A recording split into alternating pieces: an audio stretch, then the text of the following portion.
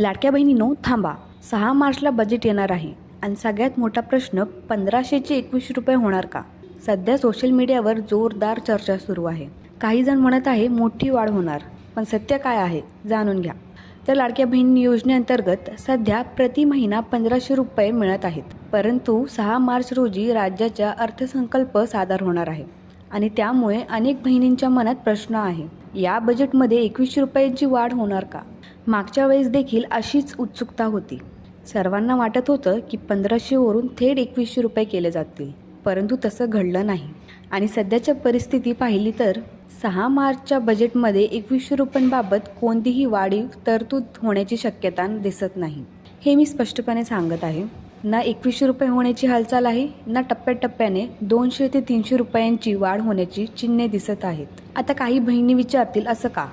तर 5 डिसेंबर 2024 रोजी नवीन सरकार स्थापन झाले. सरकारचा कार्यकाळ 5 वर्षांचा असतो, म्हणजे 2029 पर्यंत हे सरकार सत्तेत राहणार आहे. साधारणपणे शेवटच्या 1-1.5 वर्षातच मोठ्या घोषणा किंवा वाढीव निर्णय घेतले जातात.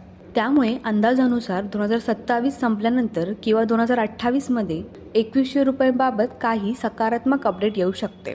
परंतु सध्या तरी 6 मार्चच्या बजेटमध्ये 1500 ते 2100 रुपये होण्याची कोणतीही शक्यता नाही.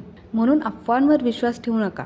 आपल्यासाठी सध्या महत्त्वाचं काय? नियमित हफ्ते वेळेवर मिळणे. सरकारने जर वाढ करायचीच असेल तर टप्प्याटप्प्याने वाढ करावी. म्हणजेच की 1500 रुपये, नंतरून 1700 रुपये, 1900 रुपये आणि मग 2100 रुपये असं केलं तर अधिक व्यवहार ठरेल. पण आतासाठी स्पष्ट निष्कर्ष, 2100 रुपयांची वाढ या बजेटमध्ये होणार नाही.